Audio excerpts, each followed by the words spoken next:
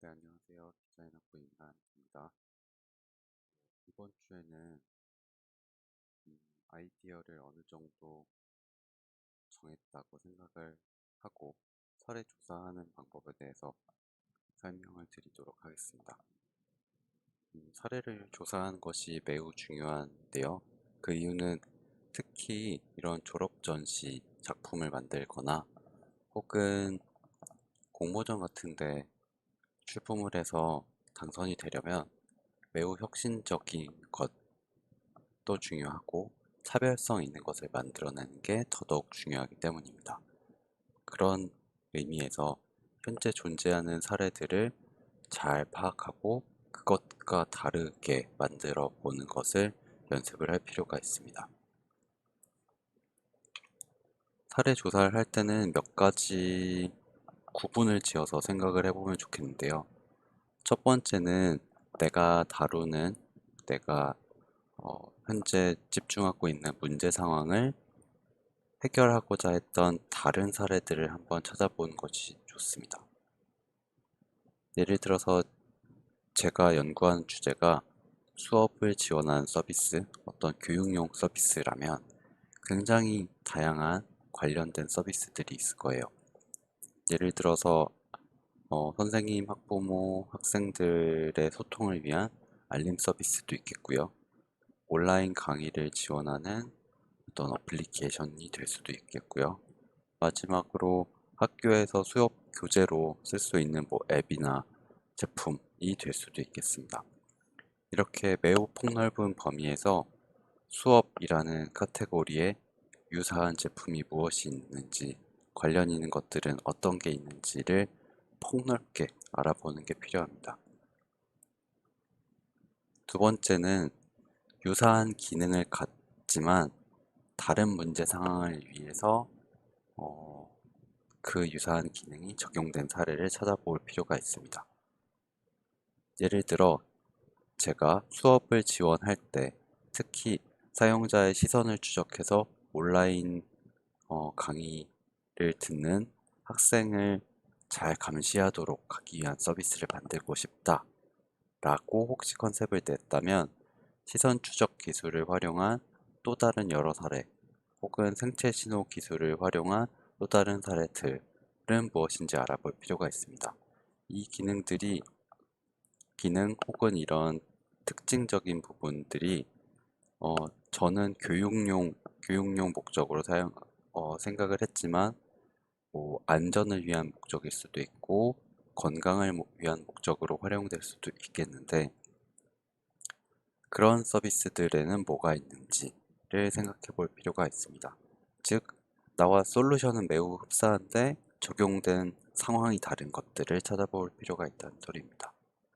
가장 마지막은 내 컨셉이랑 문제 상황도 기능도 매우 비슷한 사례를 찾아볼 필요가 있습니다. 저는 일단 어떤 아이디어가 떠오르면은 구글링을 해보는데요. 주요 키워드를 구글에서 검색해보고 특히 이미지 검색 같은 걸 해보는 편입니다. 예를 들어서 온라인 강의 감시 시스템, 그리고 디자인 컨셉이라고 영어 키워드로 구글링을 한번 해보면은 어느 정도 비슷한 것이 있진 않는지 찾아볼 수 있을 것 같습니다. 제품 디자인의 경우라면 제가 yancodesign.com이라고 써놨는데 여기는 컨셉 작품들이 매우 많이 올라오는 곳이에요. 특히 제품 디자인의 경우에는 더 많이 올라오는 편인데요. 여기서도 같은 방식으로 키워드를 중심으로 검색을 해보면 내 거랑 흡사한 게 있는지 없는지를 판단할 수 있습니다. 지금 제가 여기 위에 양식을 1, 2, 3 중에 1번 내 컨셉과 같은 문제를 다루는 사례로 이렇게 써놨는데요. 이 사례의 제목은 뭐고 이게 무엇인지 간단한 한 줄, 대표 이미지, 주요 특징들, 한계점, 여기 세부 기능은 양식을 그대로 따라할 필요는 없습니다.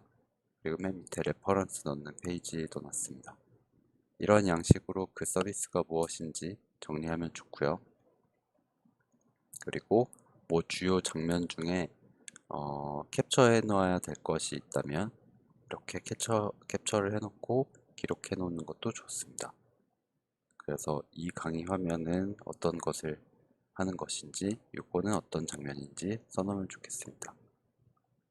이런 식으로 1번, 2번, 3번에 해당하는 사례들을 계속 업데이트를 해가면서 조사를 해 나갈 필요가 있겠고요.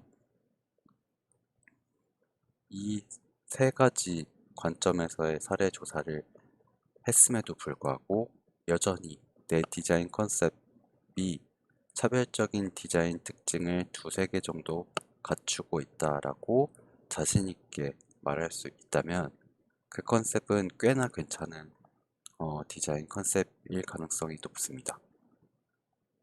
1, 2, 3을 당연히 굉장히 치열하게 했을 때를 전제를 하지만 대부분 이런 과정을 거쳐보면은 좋은 컨셉을 선별할 본인의 그 어느 정도의 그 기준이 생길 거라고 생각합니다. 그래서 그리고 난 후에 한번 해볼 일은 이 두 가지 관점, 여기 두 가지 관점으로 그리고 컨셉을 이름 붙여주고 내가 풀고자 하는 문제가 무엇이었는지 이 작품이 어떤 면에서 독특한지 한번 글로 써볼 필요가 있습니다. 다음 주까지 한번 과제를 드릴 텐데요.